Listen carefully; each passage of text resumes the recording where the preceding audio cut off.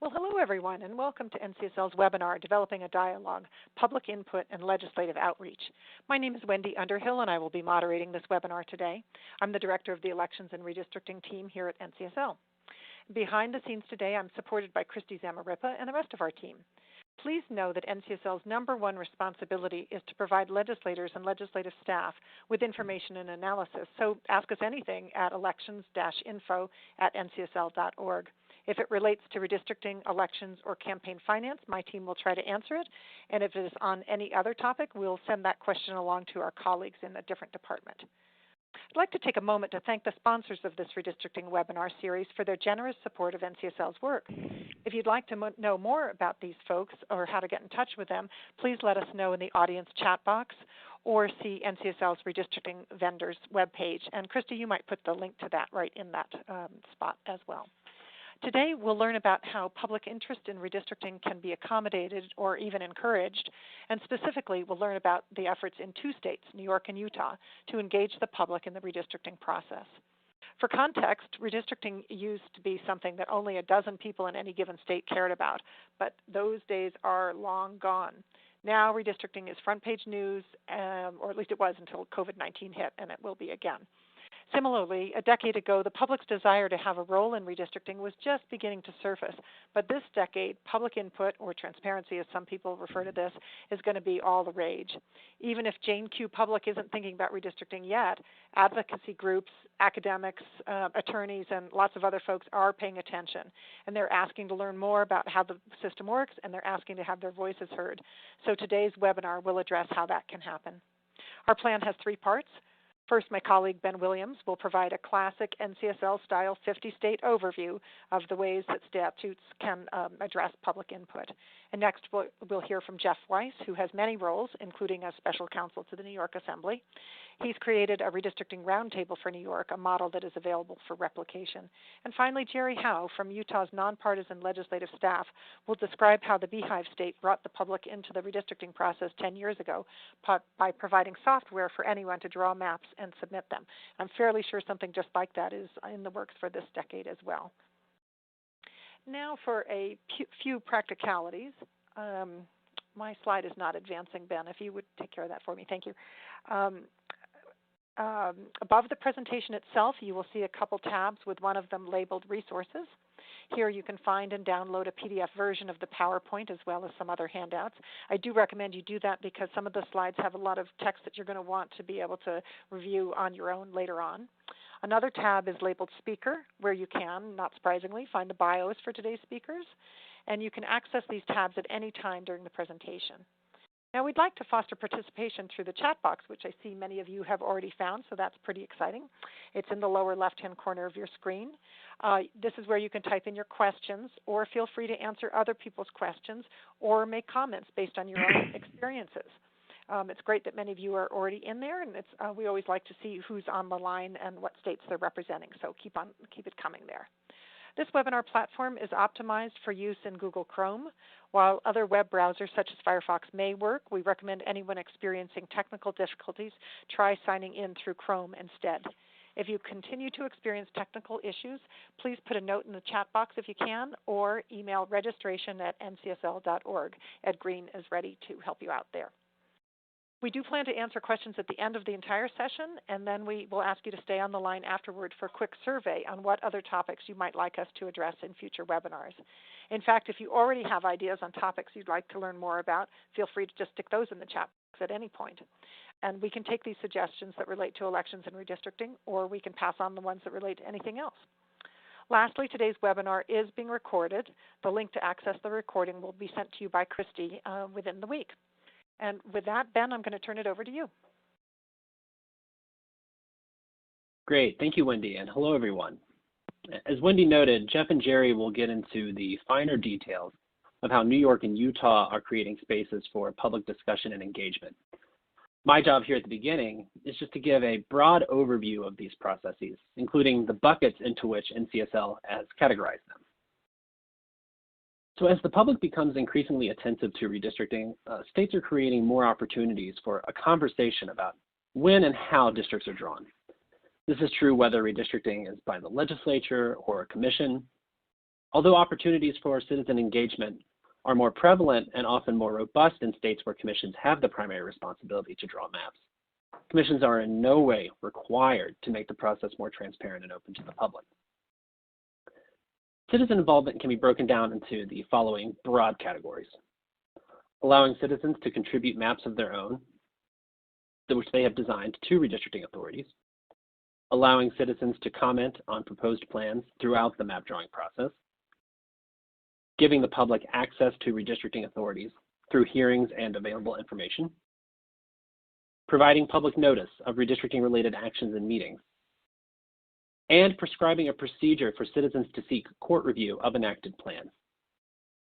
I think it's important to note here that many states' redistricting processes are subject to generally applicable transparency laws, frequently referred to as sunshine laws, that effectively provide for some form of citizen participation, even if there isn't a specific enumeration in the state code. Additionally, states could incorporate many of the following measures into their legislative rules or committee resolutions rather than formally codifying them. So when you see the following slides, please note that they only capture those states which do formally codify these public input measures. And what's true in your state may be broader, but just isn't formally written down in that same way. So first, public map submissions. 8 states statutorily provide that their redistricting authority shall accept and consider maps drawn and submitted by members of the public. Some of these states go further. For example, Utah, as you will hear later, used an electronic submission portal in 2010. California, meanwhile, requires that publicly available map drawing software be made available to interested citizens. Opportunities for citizens to draw their own maps are not limited to those states. There is an increasing amount of publicly available redistricting software that citizens can use on their own. While a state's redistricting authorities may not be required to accept these citizen-submitted plans, don't think you won't receive them. These free online software platforms allow anyone to draw, download, and email plans to commissioners or legislators. So if you will be working for the commission or committees involved in redistricting this decade, expect to see these public submissions and consider developing a plan for how to process them. Second, we have public comment and testimony. 10 states require in statute that any maps proposed by or submitted to their redistricting authority be publicly available so that citizens can comment. Some states accomplish this by maintaining an electronic database of all proposed maps so that any citizen can view and comment on them. They also require their redistricting authorities to solicit and consider testimony from the public at hearings, either in person or online. The third bucket is public hearings and access. 22 states have a statutory requirement that the state's redistricting authority hold public meetings and/or hearings. Some of these states merely include a provision that subjects the redistricting authority to the pre-existing open meeting laws, which I mentioned earlier, while others go further and specify that these meetings must use technology and broadcasting tools to ensure widespread public access. Most states require a minimum number of hearings if they require any at all. These range from at least 1 in Montana to at least 10 in Oregon. Even those states that do not specify a number may require as many meetings as may be necessary to hear testimony from a wide variety of residents. This is true in Missouri. States may also require that public hearings be held throughout the state based on geography, population, or political subdivisions, as is the case in Colorado. Finally, these hearings can be required before the maps are officially proposed, the ostensible purpose being to gather local concerns before lines are drawn, or after they are proposed but before they are adopted in order to gather feedback. Additionally, many states require that the underlying data and/or criteria used by the redistricting authorities be publicly available. Next is notice. 9 states have statutes requiring redistricting authorities to give the public notice before taking certain actions during the map drawing process. 8 of these states require public notification of the time, date, and location of any meetings or hearings planned by the redistricting authority so that citizens can attend and participate. 4 of these states require that the public be notified when either proposed maps are to be voted on or after a proposed map has been adopted. Some states specify the minimum amount of time in advance such notice must be given. ranging anywhere from 24 hours to up to 20 days, while others simply state that such notice must be quote-unquote reasonable or quote-unquote appropriate. The specific medium in which the notice must be given is not addressed, except in New York, which requires that it be given through the best available means and media. And Jeff, who will be speaking later, may want to comment on that as well. The final bucket is citizen-initiated review. 13 states' codes contain provisions allowing certain citizens to petition their state Supreme Court to review an approved plan for alleged errors or violations of the law of applicable redistricting criteria. The majority of these states limit the petition process to registered voters, although a few do permit any citizen to do so. And a few limit this further only to aggrieved persons, which the states go on to define what exactly aggrieved means in their codes.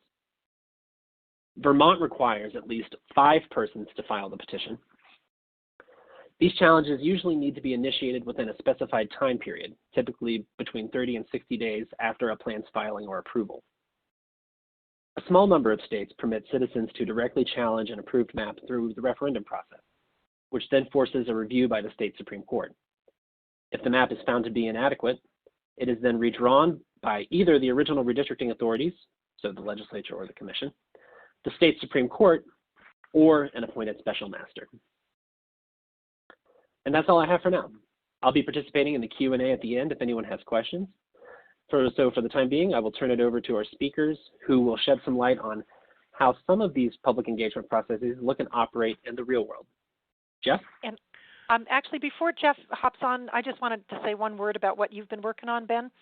Ben has a project to kind of develop a little more information about public input, and he's given us the legal landscape, but what we're looking for here is the color.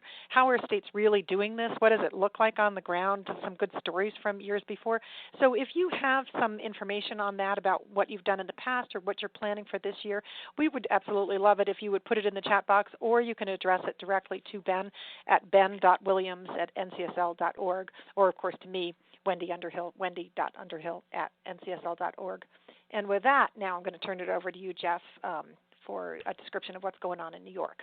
Okay, well, Wendy, thank you very much, and it's a pleasure to be back with everybody. This is my second presenting series with this NCSL redistricting webinar roadshow.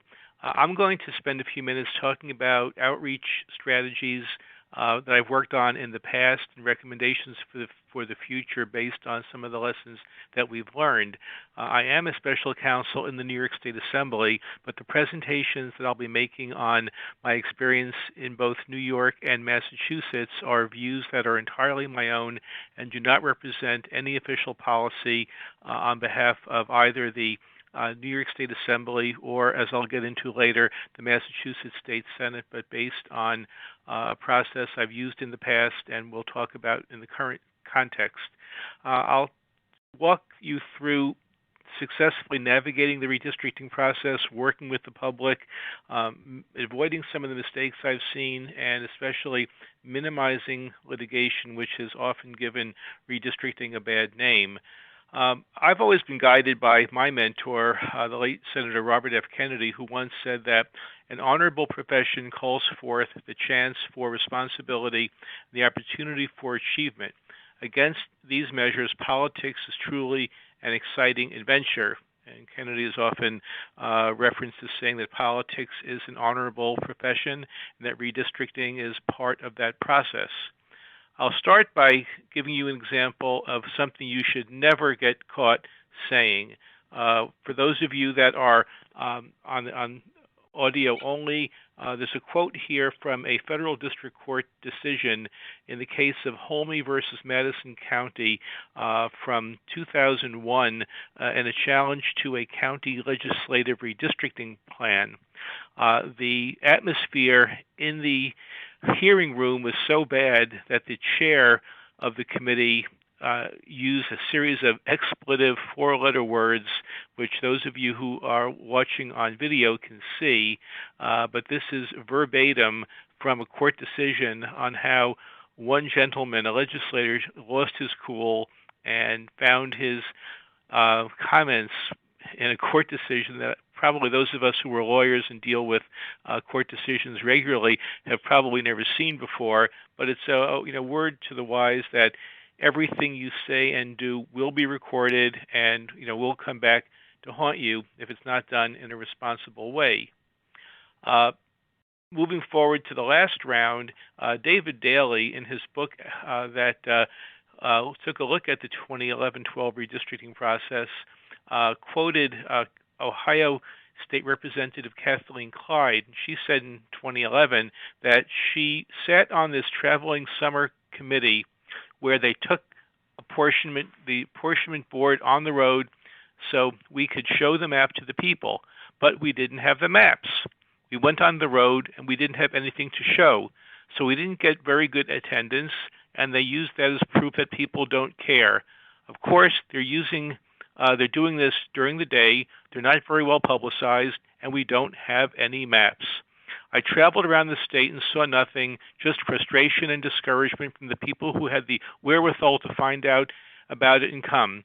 They do that on purpose, too. Chaos, confusion, trying to make government look incompetent. It's a very cynical approach designed to keep people from having faith in their government and wanting to participate in the electoral process. And New York University law professor Rick Pildes said a few years back that legislators of both parties currently think anything goes if they have enough political power to ram a plan down the throat of the party out of power.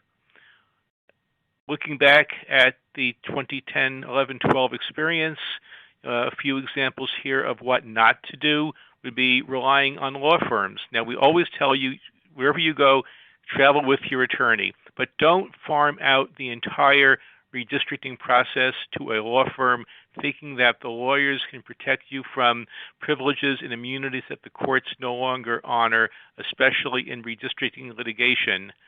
Be very, very careful of email. A turn of the 20th century Boston politician Martin Lemazny once said, "Don't write when you can speak, don't speak when you can nod, don't nod if you can wink, and don't ever put it in an email." Emails are, as the late Tom Hoffler told us, the devil in redistricting. Be very careful of what you write and use it to transmit information, not to share views. Self-serving rhetoric. We had one legislative leader tell us a few years back that he only was able to draw 2 Democratic districts because there weren't any more to draw. The rest were all Republican. You don't want to involve yourself in self-serving rhetoric that serves no purpose. Confidentiality oaths. One legislature required all of its caucus members to sign a confidentiality oath that they would share no information they learned about the redistricting process with anyone on the outside. That was a mistake.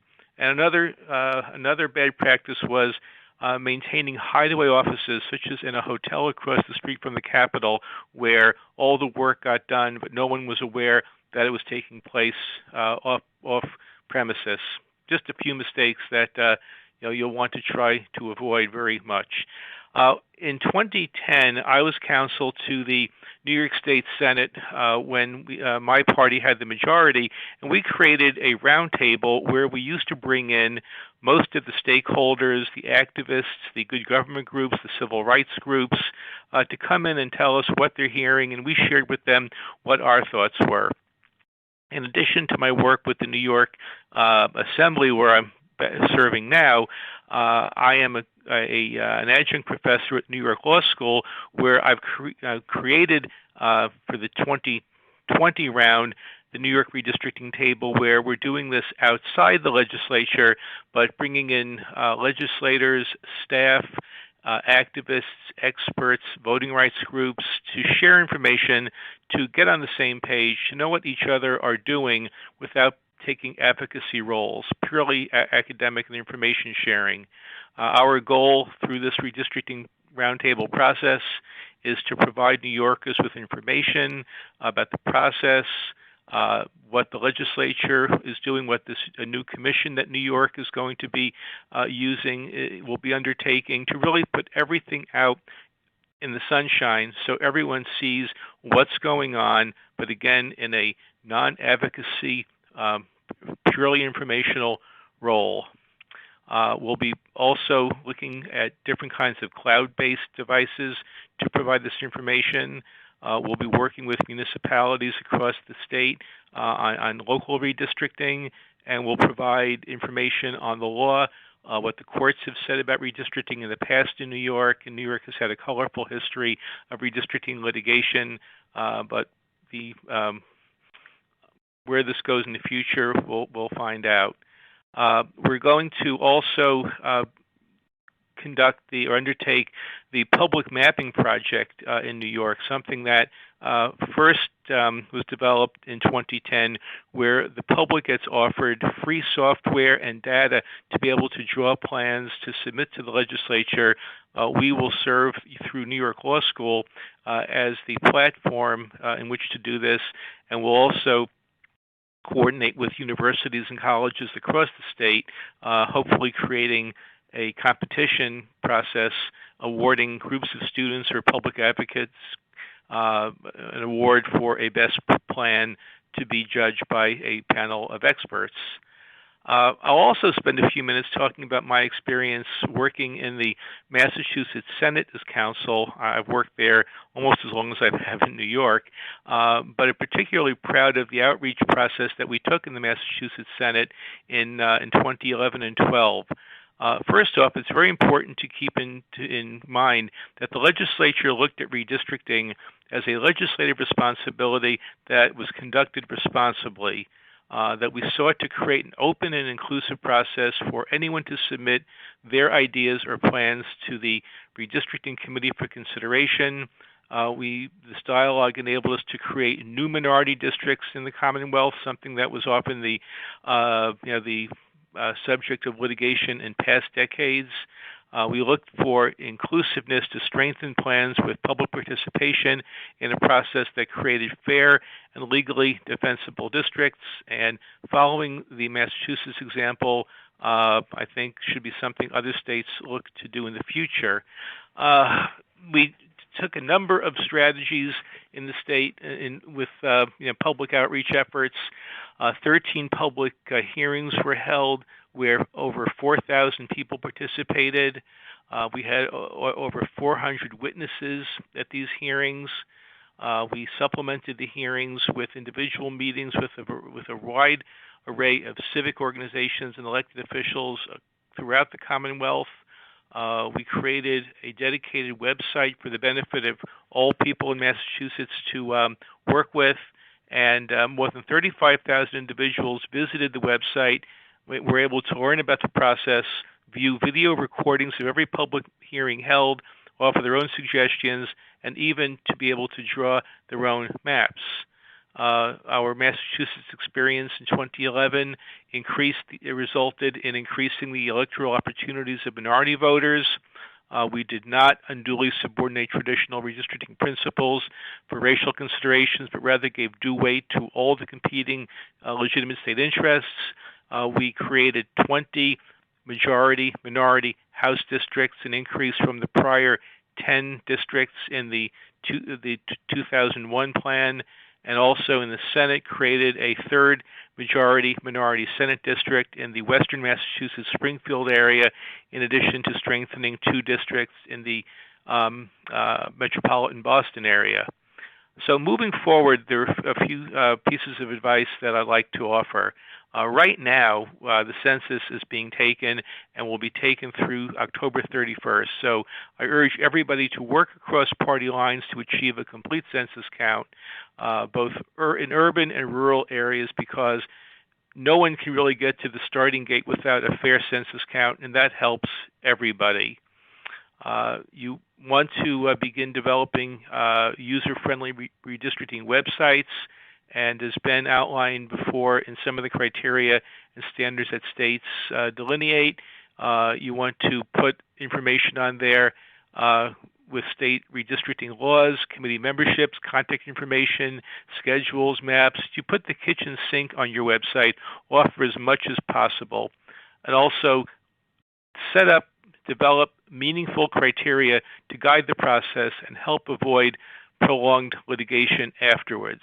Because in addition to adhering to the Voting Rights Act and the one person, one vote rule and your own state laws. You want to strive for the very basic kinds of criteria that are the basis for fair districts. You want to make sure that you maintain transparency throughout the entire process. I pointed out at the beginning of my presentation some of the examples of the lack of transparency, of having secret hideaway offices, of confidentiality oaths, of putting everything behind the shield of attorney-client privilege, which I mentioned does not usually extend all the way to courtrooms except in limited circumstances, which is described at length in the NCSL Red Book, which Wendy will reference at the end of this call, a new chapter in the Red Book that I urge all of you to look at because it covers one of the most important areas of redistricting law, confidentiality, what you can or can't do, and what will come out in court. You can help avoid the years and years of litigation that many states find themselves in by creating a responsive redistricting process that lets everyone participate in a meaningful way. And I'll say it over and over again that if basic rules of law, civility, and fairness are followed, lawmakers can expect high marks from the public. More states found themselves in court as late as 2019 because of mistakes made back in 2011, essentially because, and this is true for both major political parties, that overreaching often just went too far. About 9 states were in court until about a year or two ago, and until the Supreme Court decided that partisan gerrymandering cases would not be justiciable in the federal courts, nearly every federal district court rejected plans for either racial or partisan gerrymandering. And as we've seen in the last 2-3 years, several state courts are now entertaining partisan gerrymandering challenges. And since this is basically an untested area outside of decisions we've seen in North Carolina and Pennsylvania, we can expect most of the gerrymandering challenges, or if not all of them, in state courts. So you can avoid years and years of litigation if you work together across party lines, include the public, include the minority party, and make sure that the plans that you enact are completely defensible based on law and a clearly identified process that is transparent and fair. Here's my contact information, and I will now turn this over to Jerry for his part of our presentation this afternoon. And I'm going to step in right here, too, and say, Jeff, I'm going to take just a moment to thank you very much for what you've provided for us. You particularly brought up legislative privilege, which is an appropriate topic to include within this webinar. And we do have the chapter that you mentioned in the Red Book. The Red Book is available as for legislators and legislative staff for no price, and for everyone else, there is a fee associated with it. We also have a document back here that we can share with legislators and legislative staff on what are the rules of the road on that, so ask us if you'd like that. And Christy has put a PowerPoint that's specific to that topic by Steve Ogle out of the Texas Nonpartisan staff that might be useful to you on that. Okay, now, Jerry, go for it. Well, hello, everyone. Thank you, Jeff and Ben. I appreciate your knowledge and your candor. You've got really good abilities, and I respect your views, and I thank you for your presentations. My name is Jerry Howe, and I've been asked to discuss Utah's experience seeking public participation during the 2010 redistricting cycle. This presentation will take about 20 minutes, and I have about 15 slides. I assume that we can all agree that redistricting is one of the most difficult events a legislature faces in any given decade. Considering all that time and effort that redistricting demands, it seems reasonable to require that anything that adds to the time commitment of a legislature should be meaningful. It should provide a contribution to the redistricting process. And I guess is what's on trial here is the public information and seeking that information and hoping to get the information one needs without causing too much pain. First, I'd like to start with Article 9, Section 1 of the Utah Constitution that establishes and provides that the Utah legislature shall divide the state into congressional, legislative, and other districts. This is an important constitutional provision in our state, and although not the focus of this presentation, I think it's important to note that Utah passed an initiative creating an independent redistricting commission. As originally constituted, the language of the initiative placed binding redistricting standards on the legislature's constitutional authority to draw legislative districts.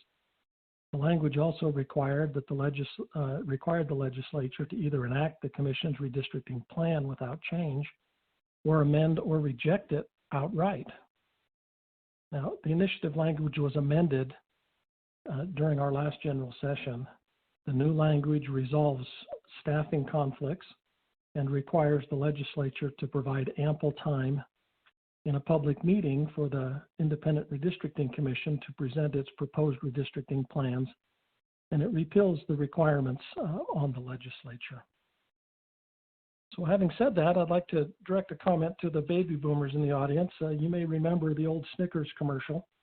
No matter how you slice it in the commercial, chop, chop, chop, a Snickers bar, it always comes up peanuts. Well, redistricting is a little like a Snickers bar because even though there's almost an infinite number of ways to draw a redistricting plan, the chop, chop, chop of the candy bar, it always seems to come up controversial.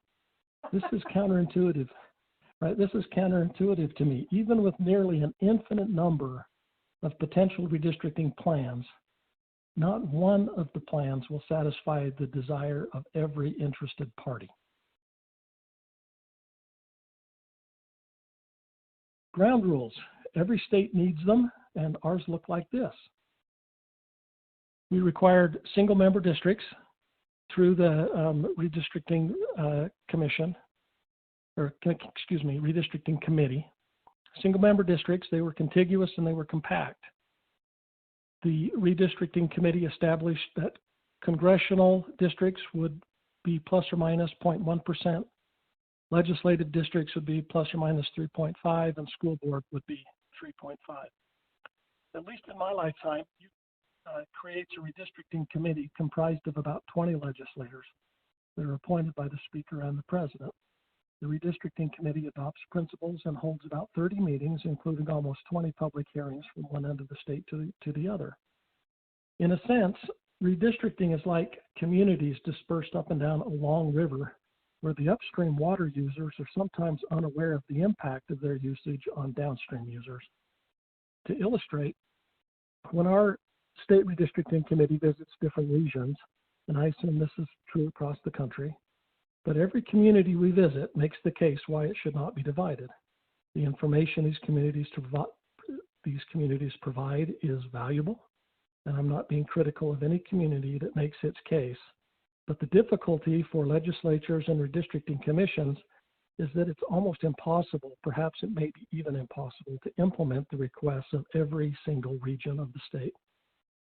Redistricting is controversial because some city or some county, some community of interest, some special interest, some political party, or some incumbent, or some future candidate will always be convinced that there's a better, smarter way to draw the plan.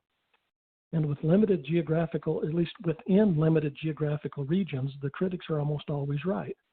But when plans maximize regional interest, the implications of those perfectly drawn plans in one small region wreak havoc on other downstream geographies.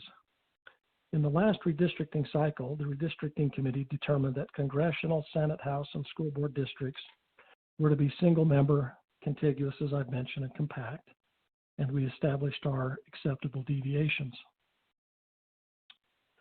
With that, I'd like to show you what the actual deviations were. So the acceptable deviations for Congress was 0.1. Our actual congressional deviation was 0.0001. That represents 1% difference between our congressional districts. In our Senate districts, the actual deviations were 0.0063.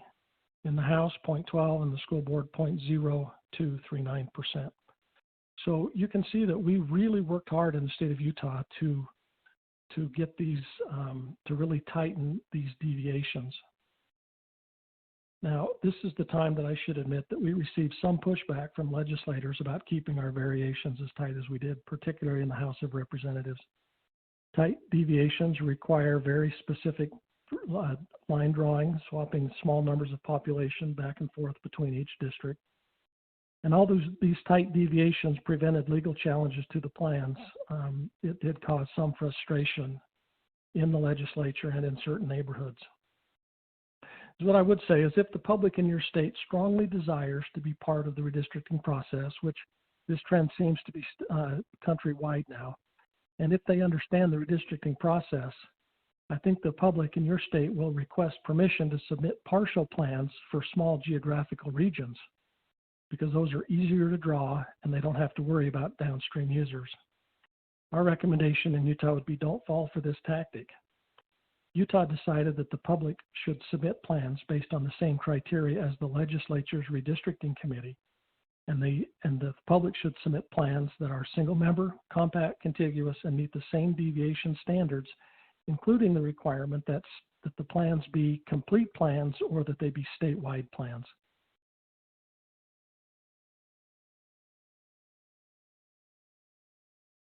In the 2010 cycle, we didn't know what to expect when we provided a simple, easy to use and understand tool for the public to draw redistricting plans.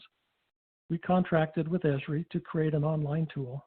The tool met our expectations, which allowed any registered voter to submit a plan. We required an email and a login ID for members of the public to register. And in the slides that follow, I'll discuss the stats of our registered users. Plans submitted by the public were required to comply with the same redistricting principles as the legislature's plans. And as I've mentioned, including that the plan was required to be a complete plan. We did not permit plans to be drawn for a single district or for a small region. These plans were not accepted. It wasn't acceptable for a person to submit a one county of House districts or a map with only one congressional district. This was important to legislative leaders for the reasons that we discussed about the law of the river. Every plan needed to deal with the implications that it sent downstream.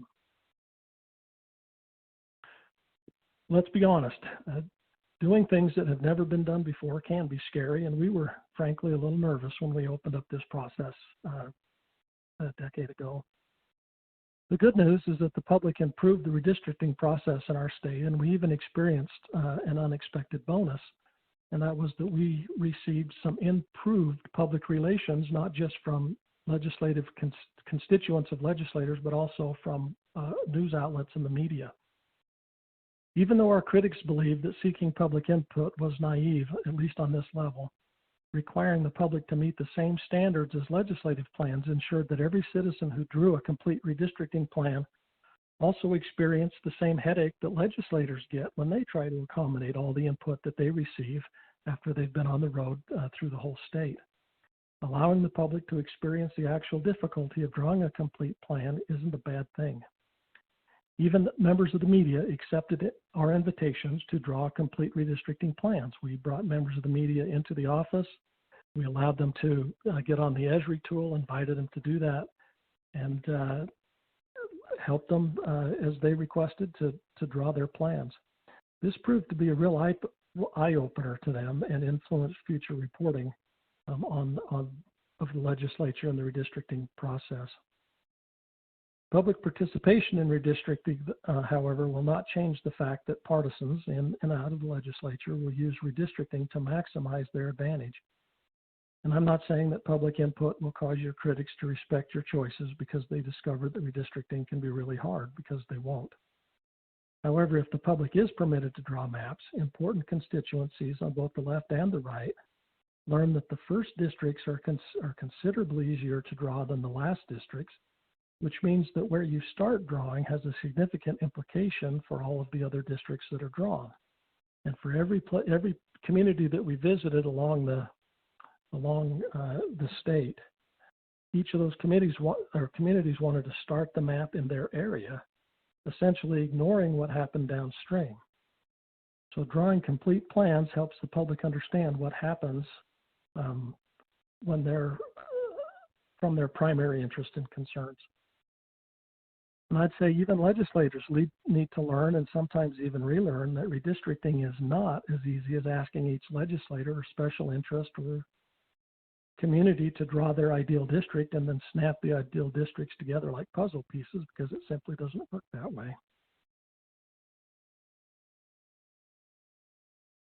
Right now, Utah, like many other states, I presume, is about to publish an RFP for redistricting software. So I don't have any comments about what software Utah will be using during 2020.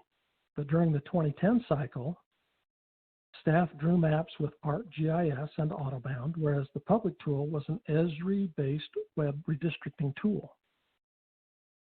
The Esri tool allowed users to create groups, to share their plans with one another, to modify their plans within groups of users prior to submission, and it also allowed the public to submit plans to the redistricting committee for discussion at public meetings. So the thing that I would just kind of raise here is that the public, the individuals and special interests, could share these plans with other groups, with other users, and modify the plans to their heart's content before submitting them. Plans that met the established criteria were available for discussion at public meetings of the Redistricting Commission. Registered users had the ability to build coalitions with other registered users, with each other, with a group, and drawing in different regions of the state if that was their desire, so that they could, you know, somebody in the southern part of the state could draw that section, another group of users in the middle of the state could draw that region, and they could share the map to get the whole thing completed. And that was an important process to allow these users to communicate and work with each other. The Esri tool, which is on the next slide here, let's see if that doesn't work. I had a zoom up on my regular slides when it's in the PowerPoint presentation, but you can see across the top there's 5 tabs. One is the Learn, Create, Review, Share, and Submit. So there were five tabs only that assisted users to drawing maps, and each tab had a ribbon of tools and information that was really straightforward and easy to draw. An individual that had never drawn a map, was not familiar with any GIS software, could use this map or use this tool to draw maps. The next slide that I have shows us the number of users that we had. There were 1,000 people registered, 323 plans were submitted, 271 plans met the criteria, and you can see that in Utah, 198 submitted plans were for our congressional plans. So that's where the public's interest really lied, was in those congressional plans. Honestly, we expected more end users than we received. With just over 1,000 registered users, there were only 323 plans that were submitted, 271 of which met the established criteria, as I've mentioned. This means that 677 registered users experienced the headache we talked about earlier, and although they took the time to become a registered user, they didn't submit a complete plan. Another 52 submitted a plan that didn't meet the criteria. So 729 registered users did not submit a plan at all, or if they did, the plan did not meet the established criteria. Of the 271 complete plans that were submitted, 2/3 of them were congressional plans, which surprised at least me as a staff person, that there were substantially more public interest in congressional plans than House or Senate plans or school district plans. To the extent that people commented on the online plans, everyone knew what the critics and the advocates were thinking of every plan. It wasn't possible to hear from 271 people in 30 meetings of the state's redistricting committee. Still, not every person who submitted a complete plan wanted to present it at a public meeting. I presume that at some of the submitted plans, at least, received online criticism or questions that the end user didn't want to have to defend at a public meeting. If, however, a member of the public came to the dais in a public meeting and asked staff to display a map named "I Married a Redistricting Guru," it would only take a few minutes for staff to publicly display the map and allow the person to explain the map and discuss its merits to the committee. At the beginning of this process, no one believed we'd be reading headlines like this, and these are actual headlines that were in our state papers. Public participation was successful, citizen plan adopted. The headlines read, lawmakers endorse citizen map for new school board, lawmakers endorse Logan residence map for school board boundaries. This was a big deal for us that somebody actually created a map that the legislature looked at, liked, and actually adopted it.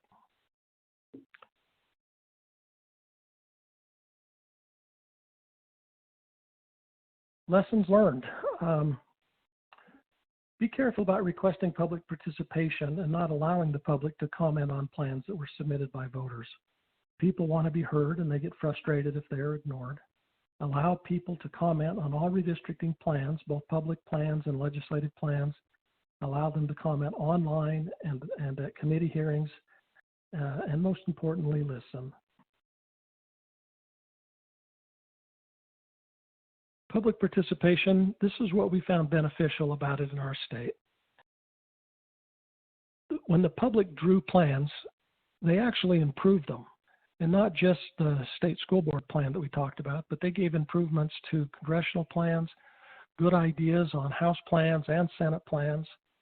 Our public relations were improved with the media and with constituents.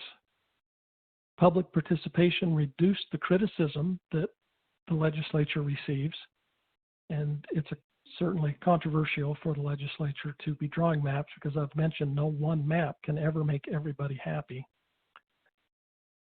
We found the public participants were thoughtful and knowledgeable, and everybody came away with this universal truth about redistricting, that a single district drawn in isolation is easy, but a complete statewide plan is difficult. And when the public understands that one issue, that it's really easy to draw a plan in a small geographical region and then just ask the legislature to deal with the consequences. When everybody understands what those consequences are and that there has to be give and take and negotiation between regions in a statewide map, everybody is better off. And that's what we learned through our process. I'd like to just thank you for the opportunity and say that this completes my presentation. So thank you. Well, Jerry, what I want to say to you is thank you. That was fabulous. I learned a lot today, and I bet our audience did as well. I do have a couple of caveats. One is that you mentioned Esri a number of times, and I know that's because you worked with Esri. Some of the other redistricting vendors also have public map drawing options available. Those might include Citygate and Maptitude. And the other is that even outside of the legislature, if you're a state that doesn't provide this kind of public input that Utah does, there will be other groups who are providing it. Dave's Redistricting, Districtor, District Builder, and Representable, those are all free online software that's being pushed out by their developers to allow the public to draw maps of their own. So these maps that are drawn not through a state portal like we just saw in Utah, but are drawn outside of that mechanism, are likely to be submitted to your state at some point for consideration, or they could even show up in court at some point. So I just want to make that point. Public map drawing is going to be a happening thing this year. Brian, Ben, my slide is not advancing again, so if you could advance for me. Great, thank you. We've talked about the Red Book. It's available online, or just stick something in the chat box if you need it. Let's go to the next slide. We will be taking the questions for Ben, Jeff, and Jerry. The one last thing I want to say, though, is that this is one of a series of webinars on redistricting. They're taking place Tuesdays and Thursdays. If you missed any of the earlier ones, you can Google making the maps, and you'll get to the registration page. And the next one is on Thursday, and it's called Building in Bipartisanship. So now let's get to the questions. We had a question for you, Jerry, from James Fisher. How did Utah verify that the public plans met the criteria? Did they go through a technical review process by staff? If so, approximately how long did each review take, and how many staff worked on such projects? That's a really good question. And we had built into the software so that we could see what the deviations were. The compactness, we used the eyeball test initially, but we can run tests on compactness. And it's obvious if they're single member districts or not. So we would look at each of these maps and we would let people come in and present them at the committee meeting, and we could get a report from the software if they met the criteria. So good question, thank you. Great. And then we had another question from Blake that I think you're the right person to answer, and that is that some have raised concerns about an unmanageable excess of public input, namely that the submission of thousands upon thousands of plans, some of which may be computer generated and not submitted in good faith. What are the panelists' thoughts, so it could be any of you who wants to respond, on whether these concerns are justified, and if so, how to address them? Yeah, great question. Yeah, this is Jeff. I'll just answer by saying that the pandemic has taught us how to teach by Zoom and conduct so much of our lives electronically and remotely that this whole question now of where we'll be and how we'll be operating next year is still an unknown. So new advice is to begin preparing for just the kinds of things that Blake is asking about: security systems, filtering, knowing how to determine what is legitimate, what's not, a security process to try to avoid, spamming or too much information coming in that is not reliable or coming from, a trusted source. Great. And one more question that's sort of on this process of getting the public input, and it comes from Kim Brace.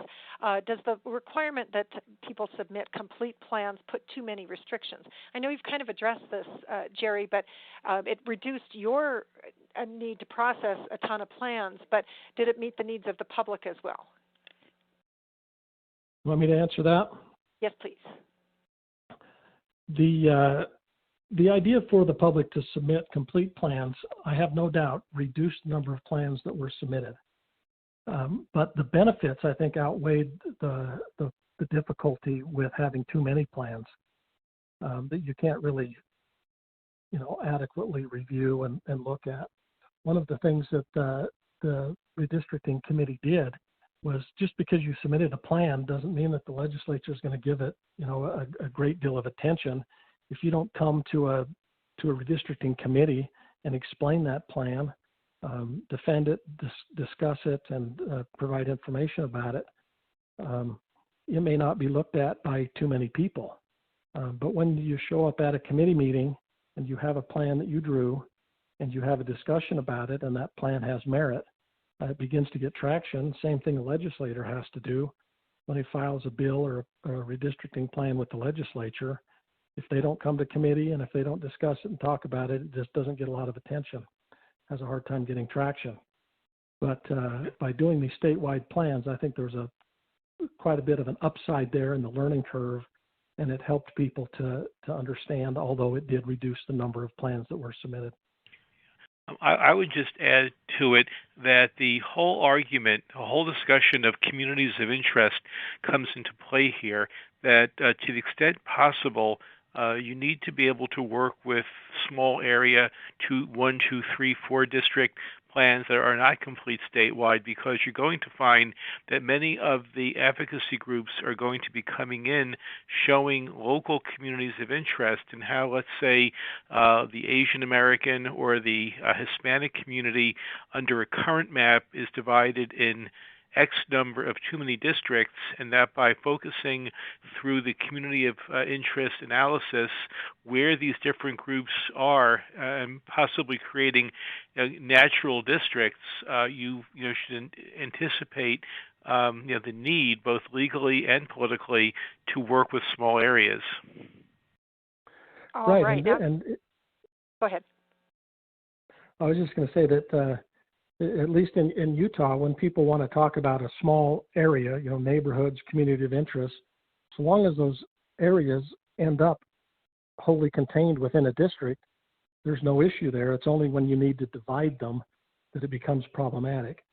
So in the sense that, a person doesn't have to draw a map to come to the redistricting committee and talk about a community of interest, and have the legislature identify that and incorporate it in maps that it draws. And it's also helpful in many instances to rank or prioritize your criteria so that you don't find yourself with a dilemma of having 5 or 6 different criteria and which do you choose from. And of course, one person, one vote and the Voting Rights Act are always the top 2 criteria. Then among communities of interest, compactness, contiguity, competitiveness, incumbency, you've got to prioritize and explain each district on its own merits. Legally. That is a good segue into Brian Gordon's question.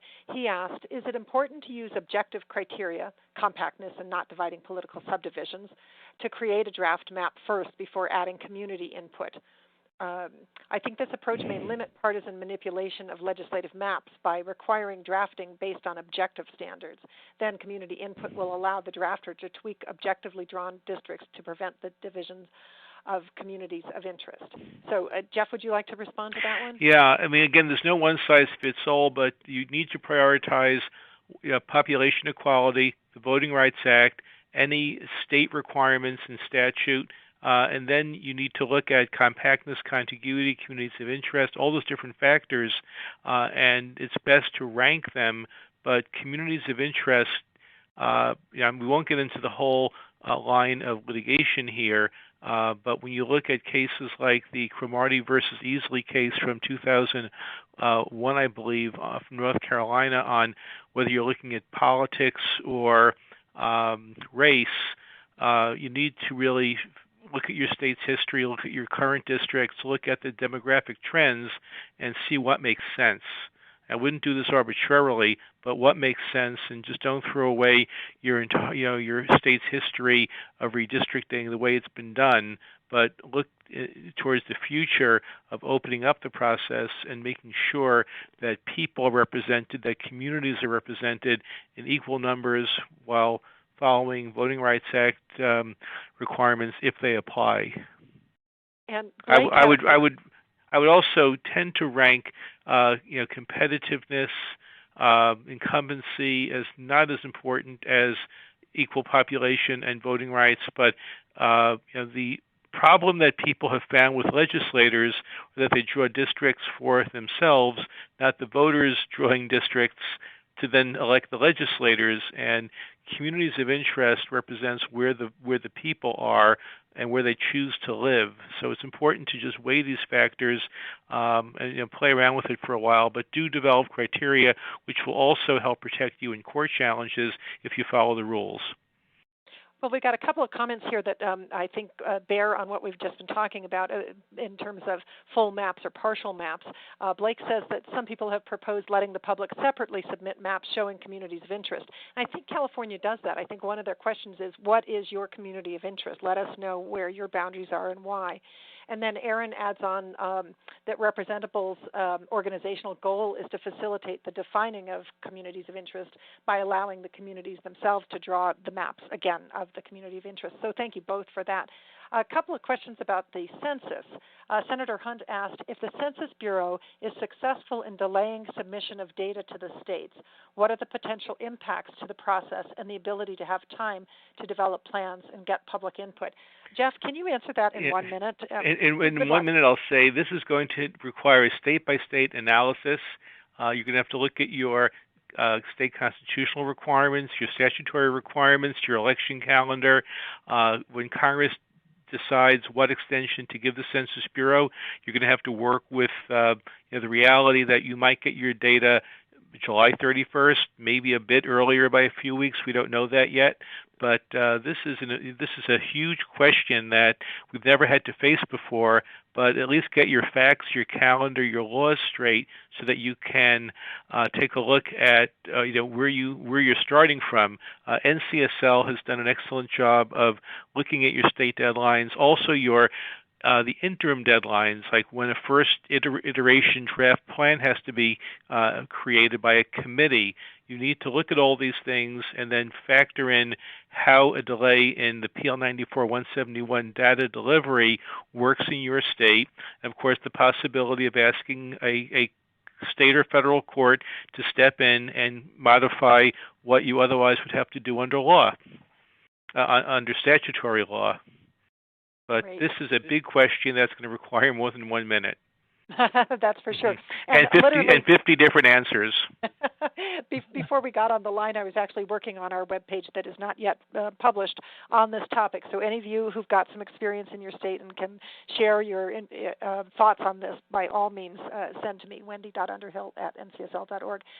Kim asks another census question, and I think this is for you, Jerry, or possibly even for you, Ben. Given the new census disclosure avoidance guidelines, will states now open up the deviation guidelines for 2020? I think the idea is that with the new disclosure avoidance, there will be a little less certainty about the exact number of people in each census block, and will that change the deviation? And since Utah did such a great job of bringing that deviation really low, Jerry, give it your best shot.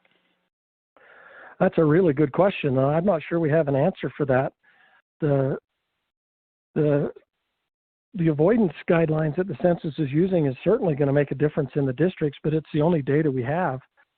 And whether that means that we keep our deviations as low as we did to avoid litigation, or if we respond to the legislators that push back on that and open our deviations, is a question that I think is still open in the state of Utah. Yeah. So I don't know yet how that's going to happen. I would just jump in and agree with Jerry that people like Kim Brace are working with us to urge the Census Bureau to minimize the impact of differential privacy on the PL 94-171 data.